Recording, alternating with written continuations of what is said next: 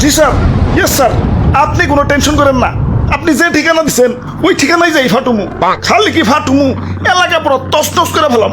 ঠিক আছে স্যার, যাই স্যার। অনেক দূর যাইতে হইব, গতিটা আরো বাড়িয়ে দিই। বাপরে, গতির ঠেলাই তো চোখে কিছু দেখতেছি না, চশমাটা পড়ে বই। কাগজ তুইরে গেল। হাই হাই, যে লোকেশনে যে আমার ফুটন লাগবো ওই ঠিকানাটা তো কাগজে হাসিল, লোকেশনটা তো মুখস্থ করি নাই। কাম সারছে, কি করি এখন তো ব্যাগ গিয়ারও দিয়া পারো না। আমার তো কোনো না কোনো জায়গায় যে ফুটনই লাগবো। কি করি কই পুরি। ওই তো সবুজ শ্যামল একটা দেশ দেখা যাইতেছে।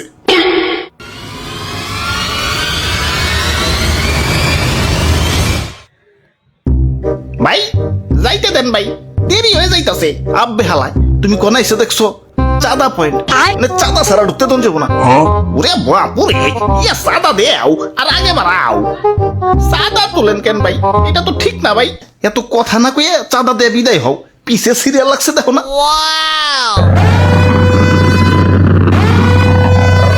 আরে আরে খারাও তো তারা হুরা গেলা। ওই আমার পতাট কেউ না, আমার একটু সামনে গিয়া ফুটতে হইব। কিন্তু সামনে যাই তোলে যে চাঁদা দেওয়া লাগবো। এই চাঁদা হবাই চাঁদা, এই রাস্তা দিয়ে যেই যাইবো তারই চাঁদা দিতে হইব। দেন আপনার চাঁদা দাদা 150 টাকা। 150 টাকা? এই আমার কাছে কোনো টাকা নাই। টেকা না থাকলে তো যাইতে দন যাবো না। ওই ইমার্জেন্সি ভাই, আমার একটু সামনে যাই ফুটন লাগবো, যাইতে দাও ভাই। না না, চাঁদা ছাড়া তো কোনোভাবেই যাবার দন যাবো না। কাম সারছে রে, কোন দেশে বললাম?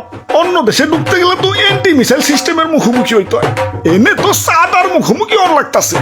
ওরে বাপুরে, এইটাই আমাকে উন্নত প্রযুক্তির এন্টি মিসাইল সিস্টেম। আরে ভাই বুঝতেছো না, ইমার্জেন্সি ভাই, আমার সামনে যে ফুটন লাগবো, বিশ্বাস করো ভাই আমি তোমাকে দেশে ঢুকতাম না ভাই। খালি যে টার্গেটে যে আমার ফুটন লাগবো ওই ঠিকানাটাই হারিয়ে ফেলাইছে। এখন এটাই আমার জীবন, লঞ্চ করার পর আমার ফুটনই লাগবো, যাইতে দাও ভাই। যাও না করছে কেরা, চাঁদা দিয়ে জেনে মনে হয় হেনে যায় ফুটোগা। খালি শপিং মলটা বাদ দিয়ে, কারণ বাঙালি 99% এখন শপিং মলেই। ওরে বাপুরে, ইয়া চাঁদা দেও আর আগে বাড়াও।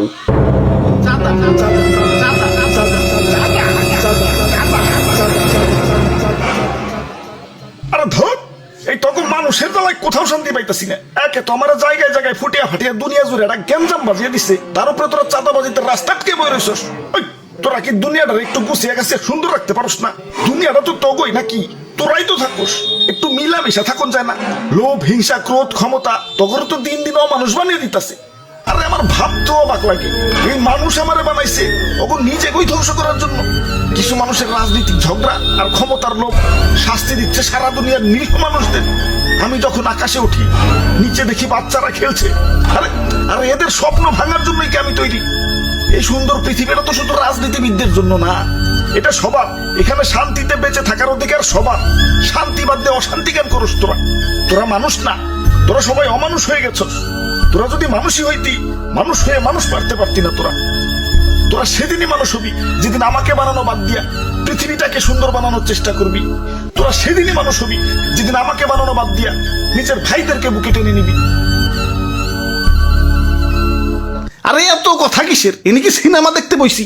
ভালোই চাঁদা দিয়ে যাও, চোখের সামনে থেকে সরো, জ্ঞান দিতে আইছে।